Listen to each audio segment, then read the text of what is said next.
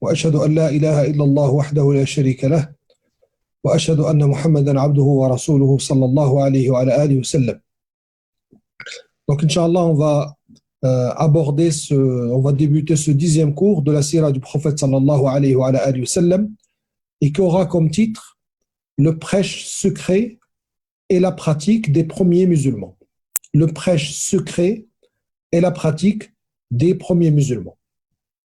Et on avait dit que les savants, ils disent la sira nabawiya selon les événements, selon les périodes importantes, les périodes qui ont eu des spécificités, et qu'à ce titre, il a divisé d'abord en période mécoise, puis période médinoise, avant et après la hijra, et que chacune de ces périodes-là est divisée, elle aussi, en plusieurs périodes, et cela relève de l'ijtihad, relève de l'effort intellectuel de chaque savant qui peut rajouter une étape s'il la voit qu'elle est importante ou qu'on ne lui a pas assez donné d'importance, d'accord? Ou d'autres qui ne vont pas voir qu'il est nécessaire d'en faire une étape particulière, de faire de chaque événement une étape particulière, d'accord?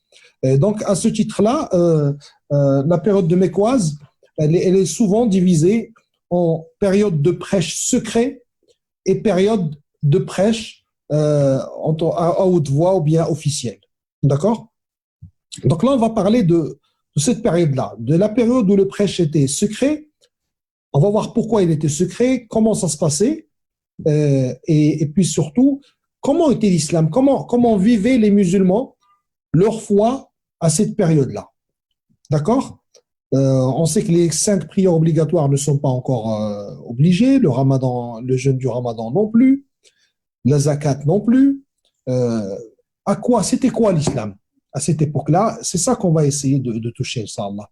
On avait dit que l'entrée en islam d'Abu Bakr as-Siddiq allait ramener la da'wa, ramener le prêche dans une autre dimension. Du fait que Abu Bakr as-Siddiq était quelqu'un d'important, quelqu'un qui avait beaucoup de relations, et donc son entrée en islam a été la cause d'entrée de grandes personnes en islam, comme on avait dit l'autre fois, Sa'ad ibn Abi Waqqas, Abdurrahman ibn Auf, Uthman ibn Affan, et tout ce premier cercle entre 5 et 10 musulmans, mais qui étaient des gens importants. Uthman, c'était quelqu'un de riche, et donc cela allait forcément aller en s'élargissant. Ce cercle-là, il allait commencer à s'élargir petit à petit. Mais ces premiers musulmans-là, lorsqu'ils embrassaient l'islam, Abu Bakr as-Siddiq, il les ramenait auprès du prophète sallallahu alayhi wa sallam, qui leur prodiguait les enseignements de l'islam. Et puis à leur tour, ils se mettaient eux aussi à prêcher dans le plus grand secret, où la discrétion, on va dire, à cette période-là, on va dire la grande discrétion, d'accord? Ils appelaient à leur tour à l'islam. Et donc ce cercle-là va s'élargir d'une poignée de personnes, 50, 5 et 10, on se retrouve avec 15 personnes, d'accord, dans lesquelles maintenant on va commencer à voir.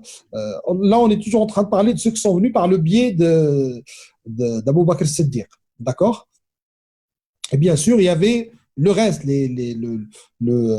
Khadija radiallahu anha faisait le prêche, chacun faisait le prêche dans son entourage. Et donc, on a dit que de 5, ils vont passer à 15 dans Abdullah ibn Mas'ud et d'autres grands noms de l'islam qui vont commencer à embrasser l'islam. Et puis, on va arriver à peu près entre 40 et 50, entre 40 et 50 sahabis, radiallahu anhu. C'était quoi leur vie? D'accord? C'était quoi leur vie? Comment ils vivaient leur foi?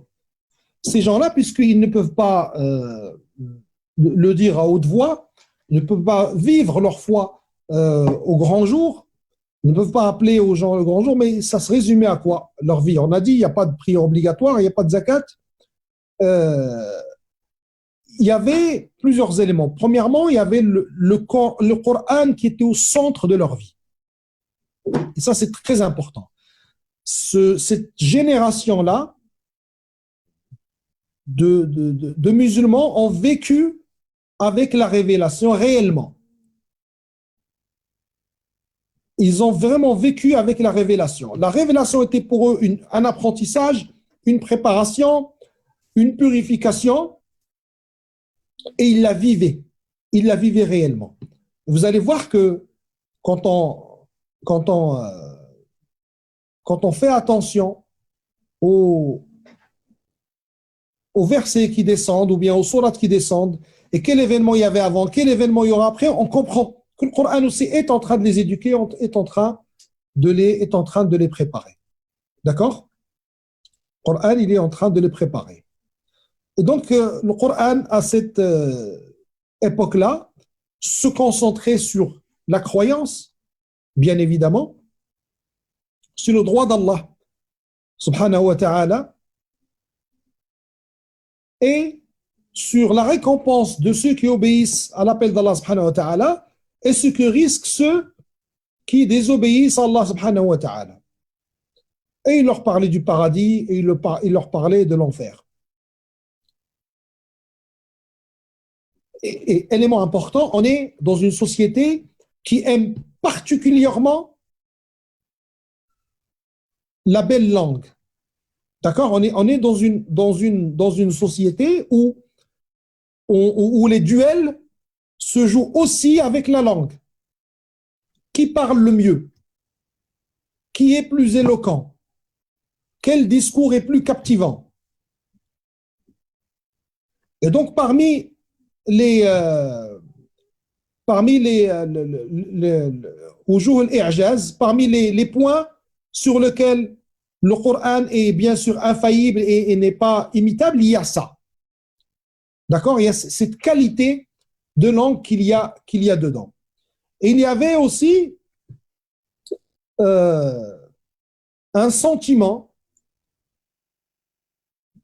que les gens qui ont une grande maîtrise de la langue arabe le sentent plus que nous. D'accord? Lorsque les savants de la Balara sont venus à poser la question, ils ont dit, allez, concrètement, qu'est-ce qu'il y a dans le Coran, s'agissant de la langue arabe, qu'est-ce qu'il y a dans le Coran qu'il n'y avait pas dans la poésie? Les règles de grammaire, et ils y étaient dans les poésies des Arabes avant le Coran. Une certaine éloquence, tout ça, elle était aussi, pas au même niveau, mais elle était aussi. Qu'est-ce qui faisait que quand quelqu'un il entendait le Coran, il se disait ça, ce n'est pas la parole d'un humain. Qu'est-ce qui fait que quelqu'un qui est arabe, qui pratique cette langue-là, qui aime cette langue-là, qui sait apprécier cette langue-là, il se dit, quand il entend ça, il se dit ça, malgré que ce n'est composé que de lettres arabes, que de mots arabes, mais ça ne peut pas être un humain qui ait dit ça. Ce n'étaient pas les grands poètes et les grands écrivains, entre guillemets, les grands orateurs qui manquaient à cette époque. Mais les gens ont tout de suite compris que ce n'est pas ça. Un des savants de la Balara avance une théorie qui est, pour moi, la plus intéressante. C'est que lorsqu'on est en train de lire le Coran, ou plutôt lorsqu'on est en train de lire une poésie arabe, ou bien un texte, au bout d'un moment, on commence à sentir la personne qui a derrière cette plume. On commence à vivre avec lui ce qu'il est en train d'écrire. Surtout si c'est quelqu'un qui écrit régulièrement, qui envoie des messages régulièrement. D'accord? C'est-à-dire, on peut savoir, quand on lit les poèmes, par exemple, des poètes de la période pré-islamique, on sent Zuhair était quelqu'un de très classe, de très poli, aucune vulgarité. quelqu'un qui appelle toujours au meilleur des comportements. D'accord? D'autres, c'était souvent des sujets limites. D'accord? Donc on sent tout cela. Et on sent, on se dit, tiens, là, il est de bonne humeur. Là, il est énervé. Là, kada. D'accord? Et on peut se dire, tiens, à cet endroit-là, il aurait plus dû dire ça.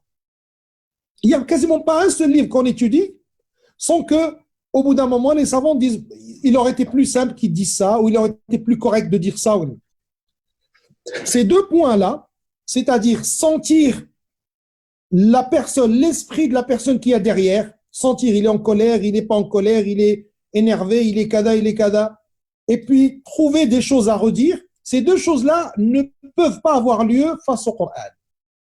C'est-à-dire que lorsqu'une personne écoute le Coran, il remarque l'absence justement de cet esprit humain à travers lequel on peut savoir, tiens, là il était énervé, là il a l'air bien, là il est inspiré, là il n'est pas inspiré, et ainsi de suite. La deuxième des choses, on ne trouve jamais rien à dire. Tout ce qui est dit, c'est ce qu'il y avait de mieux à dire. Le mot qui est placé, il n'y a jamais un mot qui aurait pu donner le résultat meilleur que ce mot-là qui est dans le Coran. Lorsque le Coran veut menacer, il n'y a pas d'autre expression qui serait plus menaçante. Lorsqu'il veut apaiser, il n'y a pas d'autre expression qui serait plus apaisante. Il n'y a pas une lettre qu'on aurait pu dire, tiens, là, on aurait pu faire ça ou ça. D'accord? Et c'est ça aussi qui a fait que les cœurs des Sahaba, les premiers, plus que toutes les générations qui viendront après, ils seront... nous n'avons pas.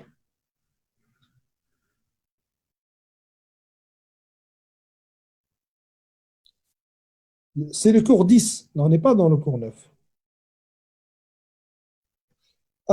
Donc je disais, c'est ça qui faisait que les Sahaba à cette époque-là avaient le Coran au cœur de leur vie et au cœur de leur spiritualité. Donc le Coran, il joue un grand rôle. Et on verra plus tard les sourates qui descendaient, d'accord? Juste avant que l'étape ne change, on voit que les sourates qui descendent, des histoires qu'il y a, sont en train de préparer les musulmans justement aux événements qui suivront et aux étapes qui suivront. Donc, ils vivaient avec le Coran. Ils vivaient aussi avec la prière, la salat. Ce petit groupe de musulmans, quoique ayant une vie largement dédiée aux fondamentaux de l'islam, la croyance, le droit d'Allah subhanahu wa ta'ala, d'accord?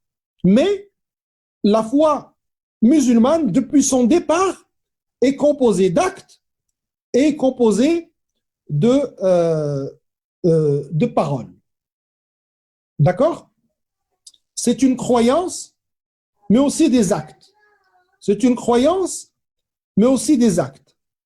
C'est une croyance que la seule divinité digne d'être adorée est Allah subhanahu wa ta'ala, et aussi des actes. Les actes se diviseront en deux.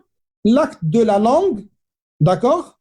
C'est le fait de prononcer l'attestation de foi, et puis après cela, toutes les adorations dont on fait usage de notre langue, et ainsi de suite. D'accord? Et l'acte des membres, qui est, dans ce cas-là, où on est en train de préciser, à cette période-là, c'est la prière. D'accord?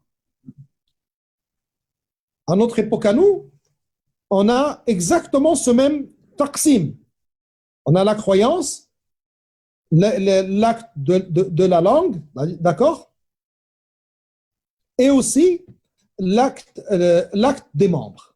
Et toutes les adorations en islam tournent autour de ça. Donc on voit là qu'il n'y a jamais eu d'époque où il y avait un islam sans adoration. D'accord?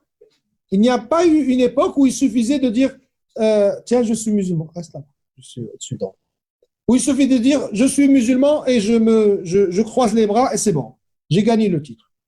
Il faisait la prière. On a dit que la prière à cette époque-là, c'était la prière de nuit qui est obligatoire, et la journée, ils faisaient deux prières, d'accord? Les croyants faisaient deux prières, une avant le lever du soleil, entre le phase de lever du soleil, et l'autre avant le coucher du soleil, entre l'Asr actuel et le lever du soleil. On le verra plus tard, lorsque Abu Dharr, radiallahu anhu, qui lui, à cette époque-là, il est déjà croyant sur la religion d'Ibrahim alayhi salam, lorsqu'il rencontrera Nabi sallallahu alayhi wa sallam, et que Nabi sallallahu alayhi wa sallam il lui demandera comment tu adores Allah subhanahu wa ta'ala, il va répondre qu'il prie avant le lever du soleil et avant le coucher du soleil.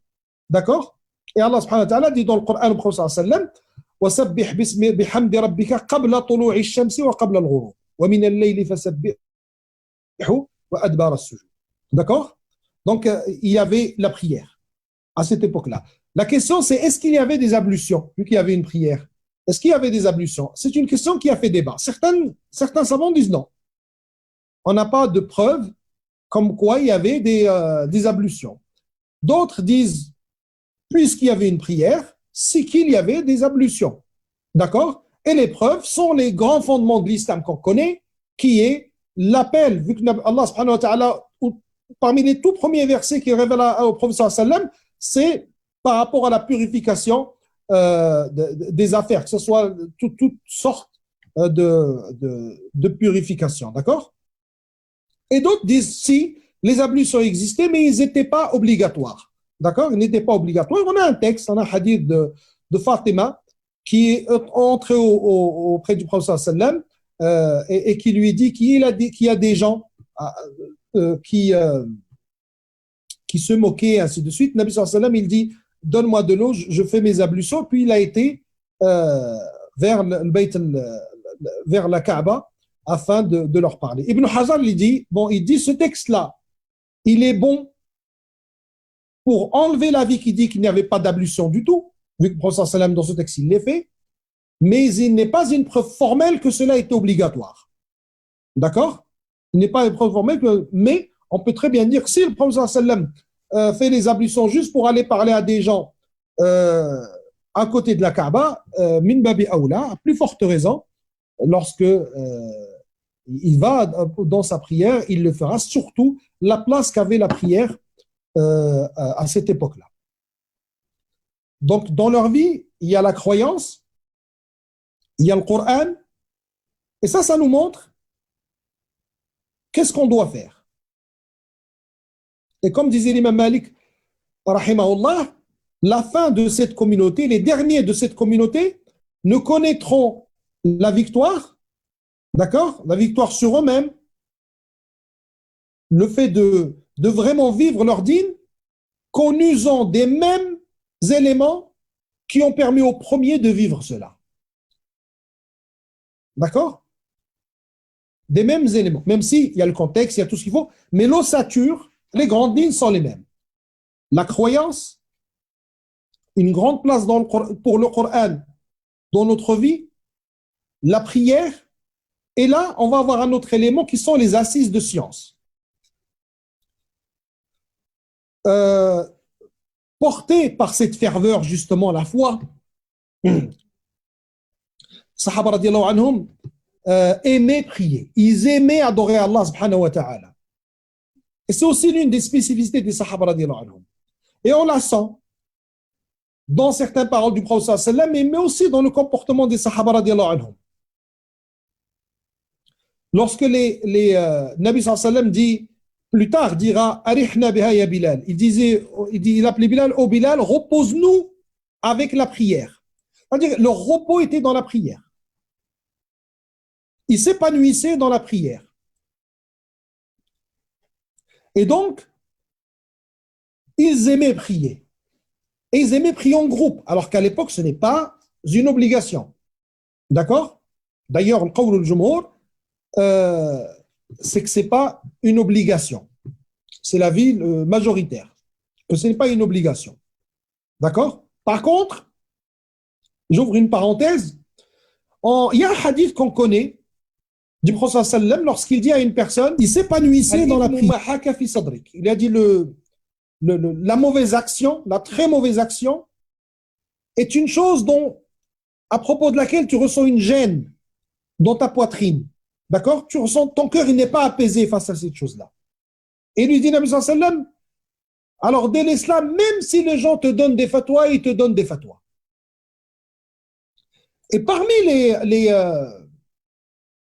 les moments où on se rend compte où on touche de près ce sens que Nabi sallallahu alayhi wa sallam a voulu faire comprendre à ce sahabi, lorsqu'on est en face de choses qui officiellement, d'un strict point de vue du fiqh, ne sont pas obligatoires, d'accord? Mais quand on ne les fait pas, on sent immédiatement une chute de la foi. Un exemple, c'est la prière en groupe. Encore une fois, même si la vie majoritaire est, et que ce n'est pas une obligation, mais une recommandation, forte recommandation. Mais toute personne ayant essayé ça, ou s'étant éloigné de la mosquée, resté pris chez lui, ne serait-ce qu'une période, il remarque immédiatement une dégringolade de sa foi, et je ne connais aucun contre-exemple à cela. De moi-même et tous les gens que j'ai rencontrés de ma vie, jamais une personne ne m'a dit qu'il se sent pareil au niveau spirituel lorsqu'il prie chez lui et lorsqu'il prie à la mosquée. Et ça, il faut faire très attention à cela. Parce que les savants n'osent pas dire que quelque chose est obligatoire, c'est parce qu'ils, pour eux, les textes ne leur permettent pas entre guillemets, parler à la place d'Allah et son prophète et d'obliger les gens à quelque chose qu'on n'a pas de certitude que les textes exigent. C'est juste cela. Mais ça ne veut pas dire du tout que pour eux, quelqu'un qui prie pas en groupe, c'est quelqu'un de bien ou quelque chose comme ça. C'est pas du tout ça. Vous savez que l'imam Ahmed, il n'accepte pas le témoignage de celui qui ne fait pas le witr. Juste le witr. Il prie à la mosquée, il fait tout ce qu'il veut, mais le witr, il ne le fait pas. Pour l'imam Ahmed, c'est un fasiq. On n'accepte pas son témoignage. Et le fasiq chez l'imam Shafi'i, non, puisqu'on n'accepte pas son témoignage, il n'a même pas le droit de marier sa propre fille. Et puis, si jamais il est témoin dans un mariage, alors le mariage, il est caduc.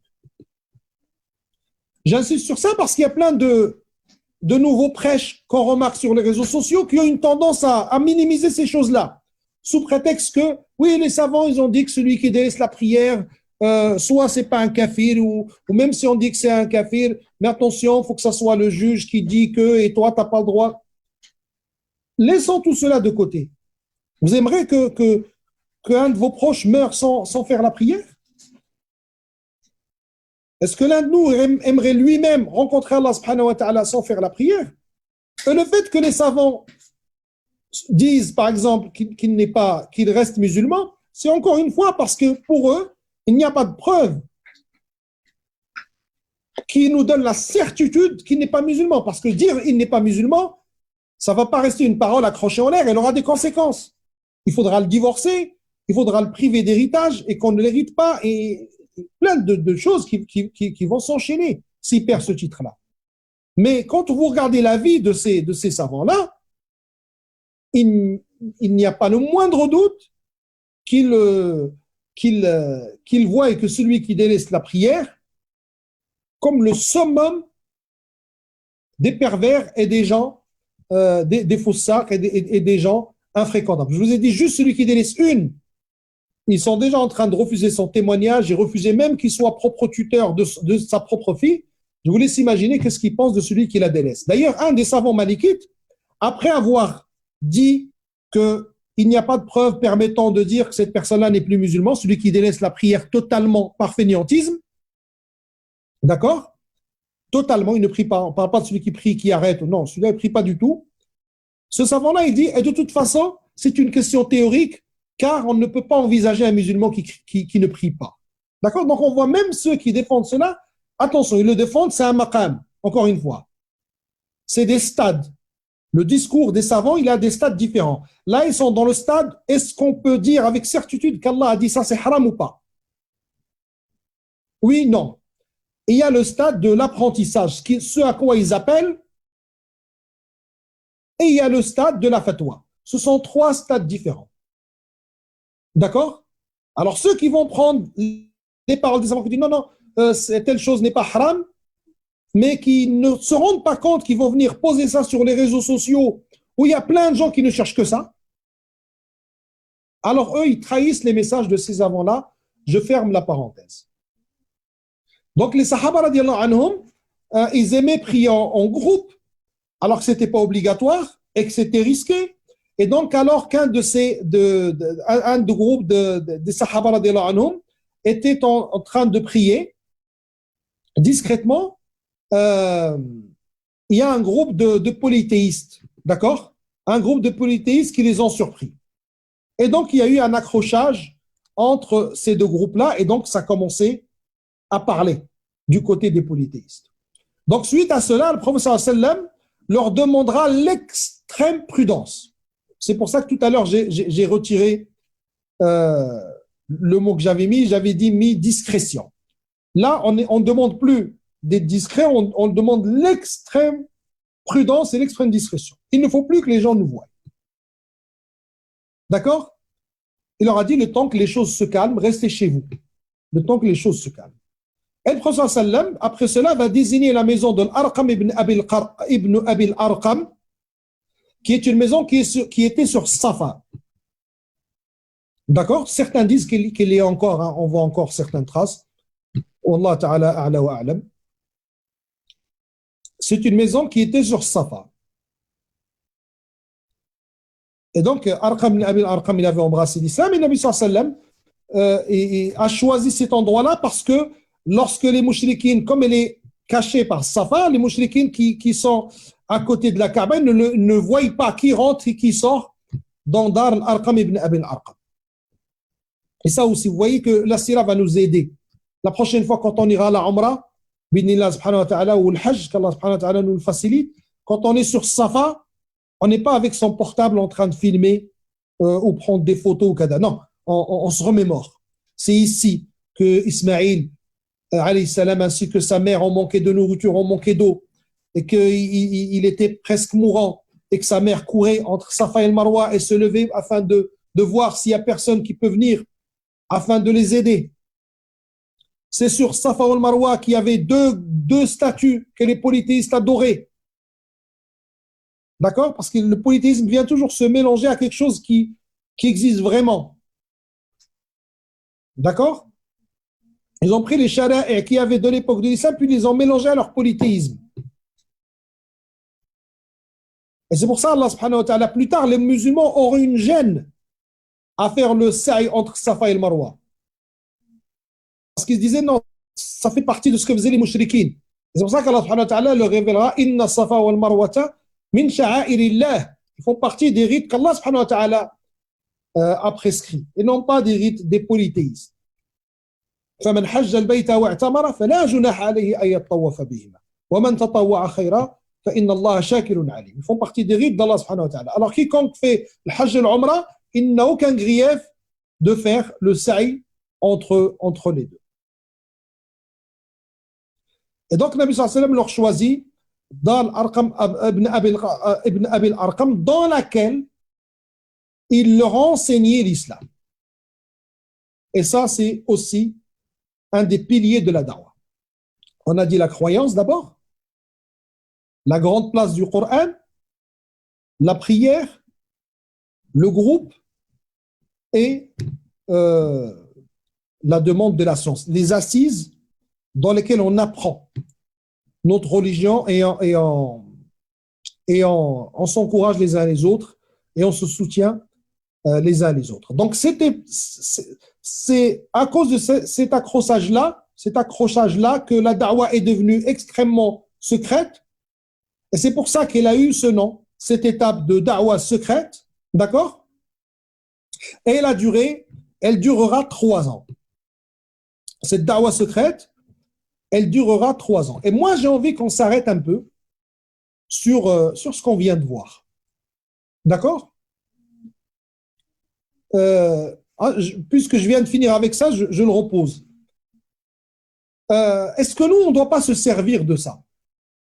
Est-ce que aujourd'hui, le discours qu'on a souvent face à l'islamophobie ou face au fait que certaines personnes ne nous reconnaissent pas nos droits, d'accord? Est-ce que la solution pour laquelle la majorité des acteurs musulmans ont opté, pour laquelle ils ont opté, est-ce que c'est la bonne? Est-ce que notre discours de Nord, on est des Français, on a le même droit que tout le monde, gada, gada, Est-ce que ça, c'est la bonne chose? Est-ce que les Sahaba n'étaient pas des Qurashites?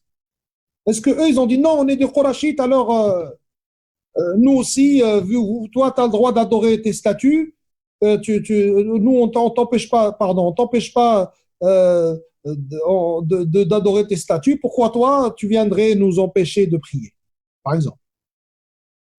D'accord? C'est une piste de réflexion. Donc, je dis ça pour échanger, pour discuter.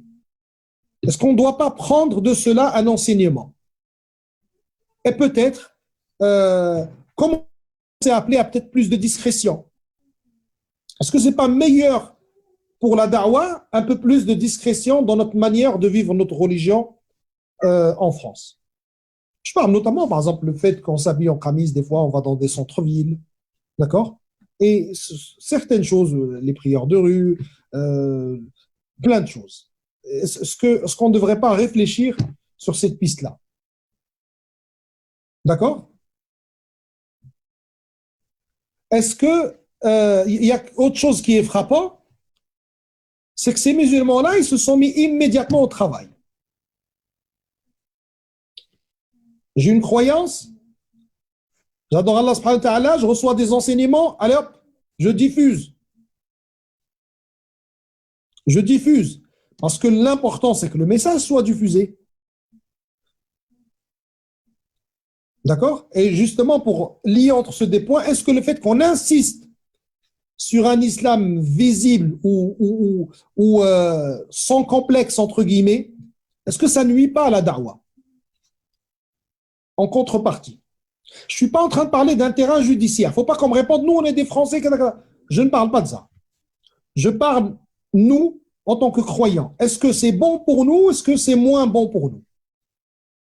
D'accord? Est-ce que cette période de presse secrète a été une période de l'islam et qui n'aura jamais de retour? Ou bien, lorsqu'un groupe de musulmans aura besoin de faire ça, il faut qu'ils le fassent. Comme l'ont fait, comme l'ont été obligés de le faire d'ailleurs les musulmans qui vivaient dans les pays communistes où ils n'avaient même plus le droit de s'appeler avec des prénoms islamiques, ni même d'avoir un Coran. Ils enterraient le Coran et parfois ils construisaient des murs et cachaient le Coran dedans. Et on voit aujourd'hui avec les Rohingyas, et on voit avec la persécution, elle continuera de toute manière. Parce que les gens qui sont dans des sociétés où la persécution reste quand même dans une certaine norme, d'accord? Est-ce qu'eux ne devraient pas réfléchir sur ça? Est-ce que moi, quand je suis en camis à Auchan-le-Pontet, est-ce que je sers la dawa plus que si je suis habillé comme monsieur tout le monde? Est-ce que j'ai moins de foi si demain je mets un habit entre guillemets normal? C'est juste c'est une demande d'échange, hein, d'accord? Et donc, ils se mettaient immédiatement au travail. L'islam n'est pas une religion de dormeurs, je le dis tout le temps. On ne demande pas aux gens d'acquérir des connaissances. La science, elle ne vaut rien quand il n'y a pas de pratique. La science, elle appelle, quand elle entre en toi, elle scrute, elle se met à la recherche de l'application. Elle la trouve, elle reste, elle ne la trouve pas, elle part. Notre but, ce n'est pas d'emmagasiner des informations, notre but, c'est de pratiquer. D'accord? Il y a quelque chose qui est curieux. Et là, on me demande d'arrêter de parler. Et là, là aussi, j'appelle à ce que vous réfléchissez avec moi. Abu Bakr as-Siddiq, radiallahu anhu. J'insiste sur lui, mais les autres aussi, mais surtout lui. On a remarqué une chose quand même.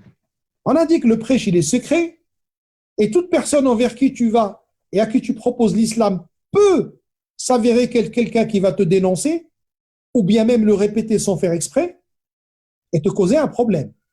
Et pourtant, durant toute cette période-là, on n'a pas un seul cas de ce genre-là. Il n'y a pas une seule personne que Abu Bakr Siddiq ou que le prophète sallam ou que l'un de ce cercle-là a été voir et qui a dit non, non, j'ai pas envie de croire à ça et tiens, je vais aller voir Abu Jahl et les autres et je vais leur dire ce que vous faites. Cela ne s'explique que d'une chose, on parle d'explications concrètes, c'est qu'ils avaient atteint le summum de la maîtrise de la science du prêche. Ils savent à qui parler et qu'est-ce qu'il faut lui dire et à quel moment il faut lui dire. Je ne vois pas d'autres explications.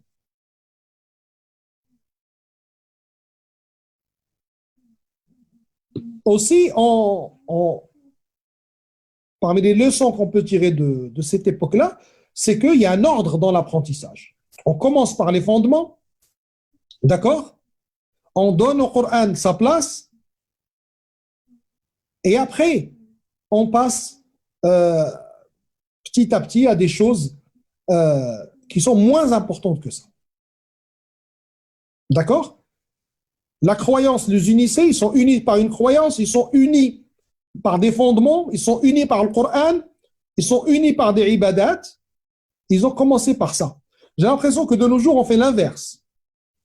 On commence par se désunir. Dès que quelqu'un rentre en islam, il lui faut une étiquette.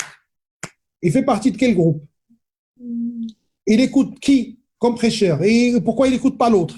Et parce qu'il écoute un tel, il faut qu'il ait une position à l'égard d'un autre. Et dès qu'il rentre, il se met à chercher dans les divergences.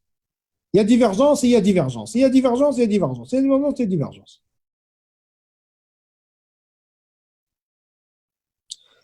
Aussi, le Coran au centre de la vie des musulmans.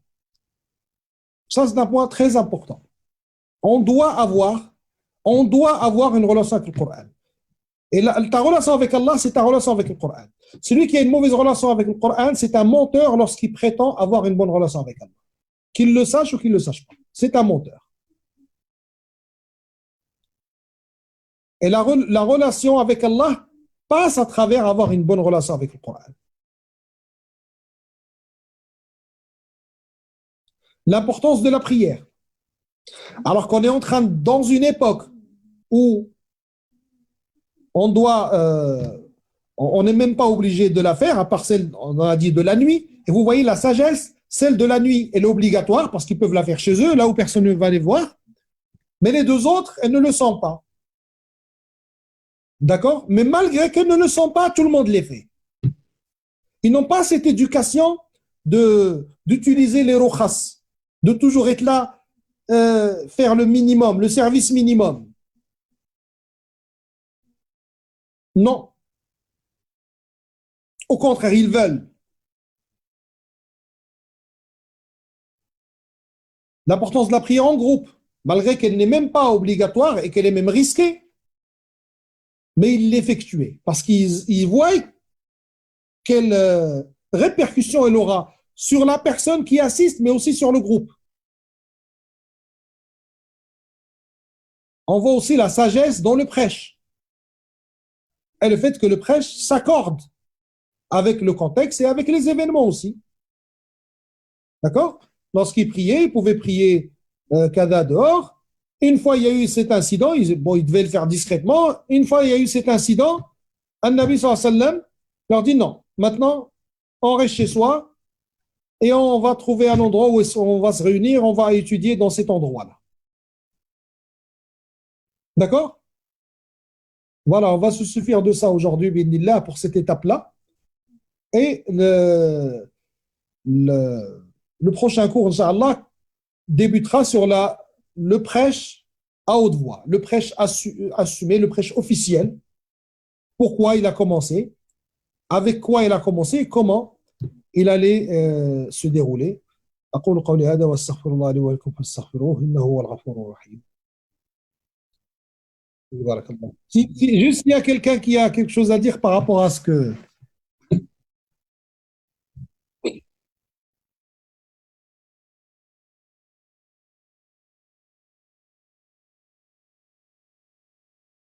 Non. Le jumhur, il est que, pardon, que le jumhur, le qawl du jumhur, est que la prière à la mosquée n'est pas une obligation, mais une forte recommandation.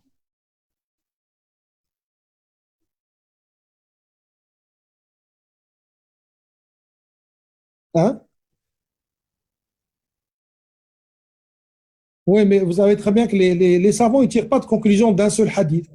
Ils ont un ensemble de textes, d'accord? Ils ont un ensemble de textes, de hadiths, et ils voient comment faire. C'est ça, usul al-fiqh. C'est ça le fiqh. C'est pas de prendre un seul texte et s'y cramponner, c'est aussi de prendre tous les textes et dire comment on peut faire pour ne négliger aucun texte, négliger aucun sens d'aucun texte. D'accord? Et puis surtout, n'oubliez pas que eux, à cette époque-là, ils avaient devant eux quelque chose que nous, on n'a pas, c'est la mise en pratique de l'islam. D'accord? L'imam Malik, rahimahullah, il voyait les enfants des Sahaba et les servants des Sahaba, comment ils pratiquaient l'islam. Voilà. Ah oui, il y a plus qu'un fossé. Le mot est faible, frère Ibrahim. Le mot fossé est très faible. Le mot fossé est très faible. Et c'est pour ça que les résultats, on les voit. D'accord? Alors que eux, leur prêche se diffusait partout dans le monde, là où nous, aujourd'hui, on en est à se battre pour faire comprendre à quelqu'un qu'il doit prendre la parole du prophète sallallahu alayhi wa sallam et ne pas la mettre en doute. Voilà. S'il n'y a plus de questions.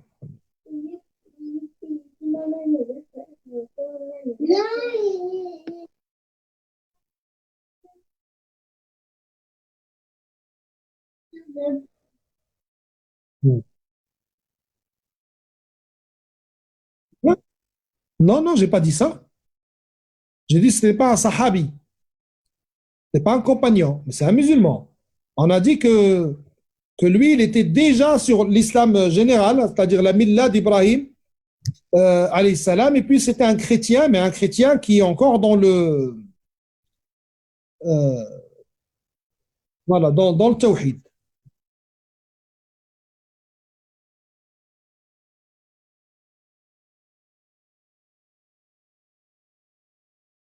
Oui, justement. C'est pas parce que eux nous attaquent sur ça que nous, on doit se concentrer sur leur attaque et oublier euh, ce qu'on doit faire.